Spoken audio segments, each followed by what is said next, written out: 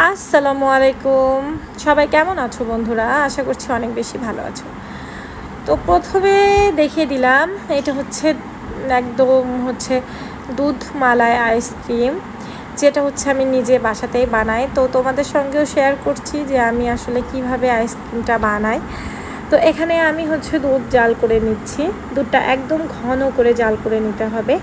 আর এইদিকে হচ্ছে একটু কর্নফ্লাওয়ার আর হচ্ছে একটু গুঁড়া দুধ মিক্সড করে দিয়ে দিচ্ছি দুধের মধ্যে এটা দিলে হবে কি একদম দুধটা ঘন ঘন একটা মালাই মালাই আর কি হবে। তো হচ্ছে দিয়ে একদম ভালো করে হচ্ছে মিশিয়ে নিয়ে আমি হচ্ছে জাল করে নিচ্ছি। তো মোটামুটি আমার দুধটা কিন্তু একদম ঘন করে জাল করা হয়ে গেছে। তো একটু হালকা ঠান্ডা করে নিলাম। দেন আমি এখানে একটা বাটির মধ্যে দিয়ে দিব অল্প একটু চিনি। তো চিনিটা হচ্ছে তো আপনাদের হচ্ছে মন ইচ্ছা।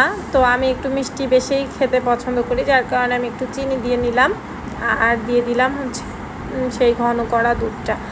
তো এখানে আমি একটা ইলেকট্রিক বিটার নিয়ে নিয়েছি। বিটারটা দিয়ে আমি একটু বিট করে নিব। তো যে পরিমাণ আসলে গরম পড়তেছে, এই আইসক্রিমের থেকে ভালো কোনো খাবার আমার মনে হয় না। তো যে পরিমাণ গরম আর বাইরে রৌদ্র, দুপুরবেলা করে দেখা যায় যে একটু যদি আইসক্রিম খাওয়া যায় তাহলে কিন্তু একদম মানে শান্তি শান্তি ফিল হয়। তো যার কারণে আমি সবসময় এভাবে বানিয়ে হচ্ছে আইসক্রিমটা বানিয়ে সবসময় ফ্রিজে রেখে দিই। যখনই একটু মানে গরম বেশি লাগে তখন আমি বের করে খেয়ে নিই। তো বিটারের সাহায্যে একটু বিট করে নিলাম। তো তারপরে আমি দিয়ে দিচ্ছি হচ্ছে এটা হচ্ছে হুইপ পাউডারটা আমি দিয়ে আবার ভালো করে হচ্ছে বিট করে নিচ্ছি। আসলে এখানে আমি হুইপ ক্রিমটা ব্যবহার করিনি, হুইপ পাউডারটাই ব্যবহার করেছি।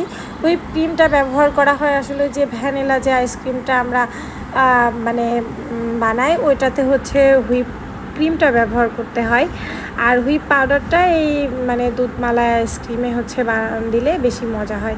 কারণ এটা টেস্টটা আসবে যে কুলফি আইসক্রিম যেটা আছে ওরকম একটা হচ্ছে মানে ওরকম একদম মানে টেস্টটা আসবে হচ্ছে কুলফি আইসক্রিমের মতো, ঠিক আছে। তো তারপরে আমার হচ্ছে বিট করা হয়ে গেছে। আমি একটা বক্সের মধ্যে হচ্ছে দিয়ে দিলাম সুন্দর করে সেট করতে। এখন আমি বক্সটা হচ্ছে ফ্রিজের মধ্যে রেখে দিব। তো ফ্রিজের মধ্যে একটু ঠান্ডা হওয়ার জন্য রেখে দেওয়ার পরে আমার কিন্তু মোটামুটি মানে জমে গেছে। তো তারপরে আমি আবার হচ্ছে বের করে নিলাম। বের করে নিয়ে আসলে আমি ওখানে একটু হাত দিয়ে দেখছিলাম যে আসলে কেমন। খুব বেশি জমার দরকার নাই, অল্প জাস্ট হচ্ছে জমলেই হবে। তারপরে কিন্তু আমি আবার হচ্ছে বিট করে নেব। তো এখানে আমি একটা প্লাস্টিকের বাটি নিয়েছি, কারণ হচ্ছে আমি এর আগে স্টিলের একটা মানে বাটি নিয়েছিলাম। ওখানে হচ্ছে বিট করতে গেলে হচ্ছে বাইরে হচ্ছে ছিটে যাচ্ছিল। তো যার কারণে আমি হচ্ছে প্লাস্টিকের বাটির মধ্যে এই যে আবার হচ্ছে মানে বিট করে নিচ্ছি।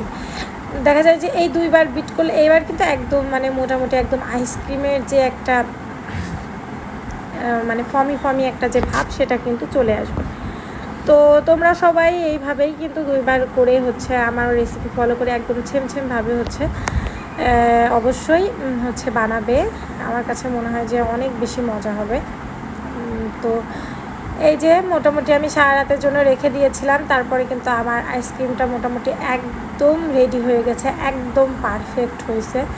এত বেশি টেস্টি ছিল, মানে না খেলে কেউ বুঝতে পারবে না যে কী পরিমাণ যে টেস্টি ছিল। তো তোমরা সবাই কিন্তু আমার রেসিপিটা ফলো করে অবশ্যই বাসাতে এরকম আইসক্রিম বানিয়ে খাবে। এইগুলো আসলে কিনতে গেলে অনেক বেশি টাকা খরচ করা লাগে, আর বাসায় যদি এইভাবে বানিয়ে খাও তাহলে কিন্তু খুব বেশি টাকা তোমাদের খরচ হবে না এবং খাওয়াটাও হবে। তো দেখতেই পাচ্ছ অনেক বেশি কিন্তু লোভনীয় হয়েছিল। তো ধন্যবাদ আমার পাশে থাকার জন্য।